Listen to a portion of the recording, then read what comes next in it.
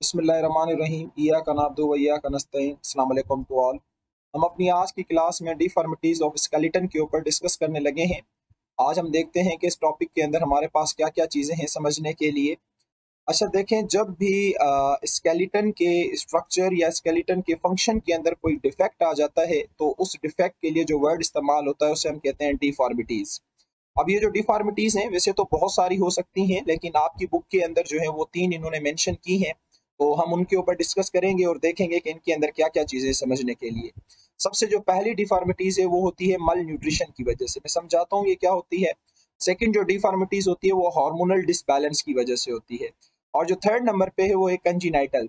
अच्छा, कंजीनाइटल वो होगी जो बाय बर्थ होगी, यानी कि जेनेटिकली होगी। माँ बाप से जो बच्चों के अंदर जीन जाते हैं वो जीन ही क्या हो जाते हैं, चेंज हो जाते हैं, तो इस वजह से बच्चों के अंदर डिफॉर्मिटीज हो जाती हैं। हम समझते हैं, एक एक करके पढ़ने की कोशिश करते हैं और आपका कॉन्सेप्ट क्लियर करते हैं। अच्छा, सबसे पहले जो है वो हमारे पास कंजीनाइटल डिफॉर्मिटीज है। मैंने आप लोगों को बताया कि वो डिफेक्ट्स जो कि parents two of spring transfer हो थ्रू द जीन्स, उनको कहा जाता है कंजीनाइटल डिफेक्ट। अब ये जो कंजीनाइटल डिफेक्ट होते हैं ये भी आप लोगों की किताब के अंदर 3 किस्मों के लिखे हुए हैं, जिनमें जो फर्स्ट पे है वो है आर्थराइटिस। इसके ऊपर मैं डिटेल में डिस्कस करूंगा, लेकिन इस टॉपिक के अंदर नहीं, डिजीजेज ऑफ स्केलेटन के अंदर डिस्कस करूंगा। बाकी ये जो दो हैं ये इंशाल्लाह हम आज डिस्कस करेंगे। एक है क्लेफ्ट पैलेट, दूसरा है माइक्रोसेफेली। पहले हम देख लेते हैं कि क्लेफ्ट पैलेट क्या होता है। अच्छा, आप लोगों ने कुछ ऐसे बच्चे देखे होंगे जिनके अपर लिप्स के अंदर, जो अपर उसका लिप होता है ना, उसके अंदर कट लगा हुआ होता है, उसको कहा जाता है क्लेफ्ट लिप। और इसी तरह से हमारे पास कुछ ऐसे बच्चे भी होते हैं जिनकी ये ऊपर वाली जो बोन होती है ना, पैलेटाइन, इस बोन को कहा जाता है पैलेटाइन। जब आप अल्लाह बोलते हो या जब आप एल बोलते हो या अलिफ बोलते हो, तो जब आपकी जबान ऊपर जहाँ पे लगती है तो उसको कहा जाता है पैलेटाइन बोन। एक ये राइट पैलेटाइन होती है, दूसरी ये लेफ्ट पैलेटाइन, ये दो बोन होती हैं। बाज औकात ऐसा होता है कि बाय बर्थ कभी कभी इस बोन के अंदर कट आ जाता है, कभी माइनर कट आ जाता है तो कभी मेजर कट आ जाता है। तो यहाँ पे आप देख रहे हैं कि ये हमारे पास माइनर कट है और ये हमारे पास जो है ये मेजर कट है। अच्छा, अब आपने याद रखना है कि जिन बच्चों के अंदर ये पैलेट के अंदर ये कट लग जाता है, इनको कहा जाता है क्लेफ्ट पैलेट। अब इसकी वजह से क्या होता है, क्योंकि इस पैलेटाइन बोन का काम क्या होता है, इस पैलेटाइन बोन का काम ये होता है कि ये हमें स्वेलिंग में भी हेल्प करती है और हमें ब्रीथिंग में, इनहेलेशन में भी हेल्प करती है ऑन द सेम टाइम। एक ही वक्त पे इस बोन की वजह से हम स्वेलिंग भी कर सकते हैं और हम ब्रीथिंग भी कर सकते हैं। अगर इसके अंदर कोई डिफेक्ट आ जाएगा तो या तो फिर हम सिर्फ स्वेलिंग कर ही पाएंगे या तो हम क्या कर पाएंगे, ब्रीथिंग कर पाएंगे। यानी कि इस बोन की वजह से, डिफेक्ट आने की वजह से, ये दोनों काम हम एक टाइम पे नहीं कर सकते और इनमें से अगर कोई एक काम भी हमारी बॉडी परफॉर्म नहीं करेगी तो बॉडी सर्वाइव नहीं कर पाएगी। इसकी रिमेडी पॉसिबल होती है और बाज़ औक़ात जो है हम इसको सक्सेसफुल भी बना लेते हैं। अभी भी आप देखेंगे कि ये जो हमारे पास राशिदाबाद जो इंस्टीट्यूट है वहाँ पे इस चीज़ के जो हैं वो ये पोस्टें वगैरह लगी हुई हैं कि इस दिन पे ये डॉक्टर आता है इस तरह के डिसऑर्डर को ट्रीट करने के लिए। तो बहरहाल क्लेफ्ट पैलेट क्या है? Cleft is present in the palate of buccal cavity. जो बक्कल कैविटी की ये जो पैलेटाइन बोन होती है इसके अंदर क्लेफ्ट आ जाता है, कट आ जाता है, तो इस कंडीशन को क्या कहा जाता है, क्लेफ्ट पैलेट कहा जाता है। अच्छा, उसके बाद नेक्स्ट जो है वो हमारे पास माइक्रोसेफेली है। माइक्रो का मतलब होता है स्मॉल और सेफेली का मतलब होता है हेड। ये वो कंडीशन होती है जिसमें स्कल की साइज जो है वो बहुत ज्यादा क्या हो जाती है, रिड्यूस हो जाती है टू द नॉर्मल। अब जो नॉर्मल साइज है वो इस तरह की नहीं होती है। बच्चे आपको नजर आ रहे होंगे, इनको माइक्रोसेफेलिक पेशेंट कहा जाता है। अब इनके अंदर जो स्कल की साइज है ना वो बहुत ज्यादा क्या हो गई है, रिड्यूस हो गई है। अब ऐसे बच्चे जो है वो मेंटली रिटार्ड हो जाते हैं, होते तो बड़े हैं लेकिन इनका जहन जो है वो सही तरीके से काम नहीं करता। तो ये जो दो डिफेक्ट मैंने आपको बताया, एक क्लेफ्ट पैलेट और दूसरा माइक्रोसेफेली, ये दोनों हमारे पास बाय बर्थ होते हैं, कंजीनाइटल होते हैं। जो बच्चों के अंदर जो माँ बाप से जीन जाते हैं उनके जरिए डिफेक्ट क्या होते हैं, ट्रांसफर होते हैं। अच्छा, उसके बाद नेक्स्ट जो है वो हमारे पास हार्मोनल डिफॉर्मिटीज है। ये जो हार्मोनल डिफॉर्मिटीज है इसमें हमने एक डिसऑर्डर देखा है जिसका नाम ऑस्टियोपोरोसिस है। अब ये जो ऑस्टियोपोरोसिस है ये ज्यादातर जो ओल्डर एज की वुमेन होती हैं, यानी कि 40 प्लस की जो वुमेन होती हैं उनके अंदर ये प्रॉब्लम जो है ज्यादा होती है। क्या होता है इस प्रॉब्लम के अंदर, जो हिप वाला रीजन होता है, जो रिस्ट या फिर जो वर्टिब्री होती हैं, इनकी जो बोन्स हैं वो आहिस्ता आहिस्ता थिन होने लगती हैं, पोरियस होने लगती हैं और फिर वो वीक होके टूटना स्टार्ट हो जाती हैं। अच्छा, क्यों ऐसा होता है इन फीमेल्स के अंदर?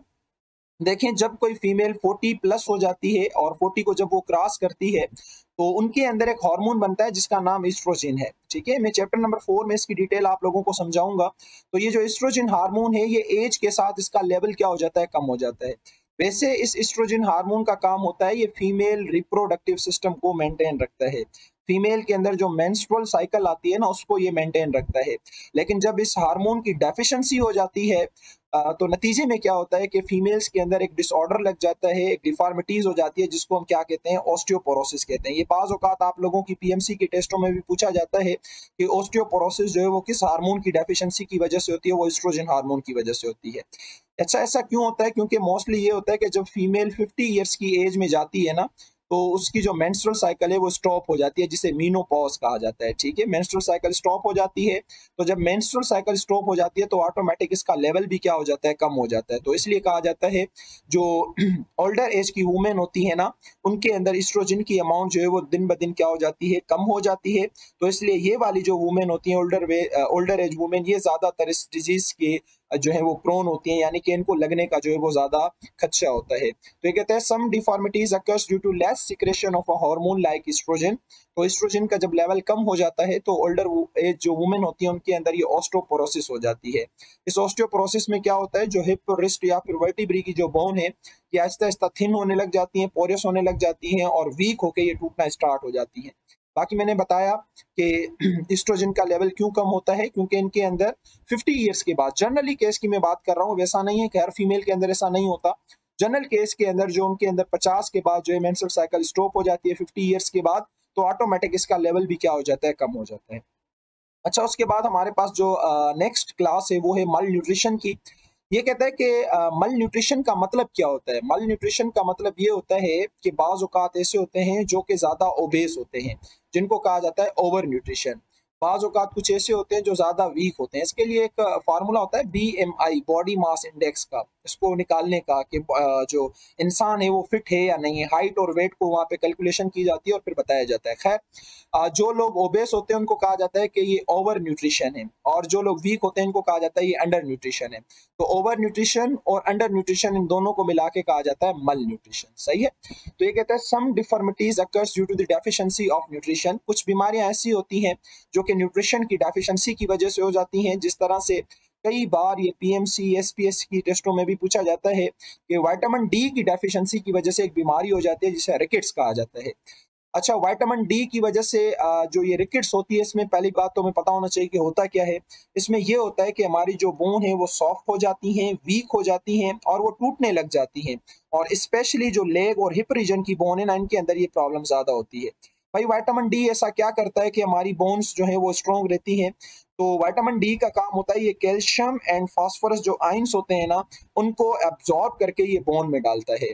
तो जब विटामिन डी होगा नहीं तो कैल्शियम और फास्फोरस की एब्जॉर्प्शन नहीं होगी और बोन्स के अंदर उनकी एक्यूमुलेशन नहीं होगी। अगर विटामिन डी मौजूद होगा ना तो वो कैल्शियम और फास्फोरस को जो है वो ब्लड से एब्जॉर्ब करके बोन को देता रहेगा। लेकिन अगर कोई ऐसा शख्स है जिसके पास विटामिन डी है ही नहीं, तो ये कैल्शियम, फास्फोरस ये ब्लड में तो होंगे लेकिन बोन में नहीं आ पाएंगे। आप जो न्यूट्रिशन लेते हो, मिल्क वगैरह, वहां से आपको ये विटामिन डी मिलता है, लेकिन वो डायरेक्ट जो है बोन के अंदर नहीं आता, उसको बोन के अंदर लाना पड़ता है। तो जब विटामिन डी नहीं होगा तो बोन्स के अंदर इनकी डिपोजिशन नहीं होगी। और आपको पता है कि हमारी बोन की जो स्ट्रेंथ होती है वो कैल्शियम और फास्फोरस की वजह से होती है। नतीजे में फिर हमारी बोन क्या होने लग जाती है, टूटने लग जाती है। तो मुझे उम्मीद है कि ये मल न्यूट्रिशन वाला टॉपिक आप लोगों को समझ आ गया होगा। इंशाल्लाह हम अपनी नेक्स्ट क्लास के अंदर डिजीजेज ऑफ द स्केलेटन के ऊपर डिस्कस करेंगे। तब तक के लिए अल्लाह हाफिज। आप इसको पढ़ें, समझें, जहाँ प्रॉब्लम होती है आप कमेंट बॉक्स में आके मुझसे पूछ सकते हैं।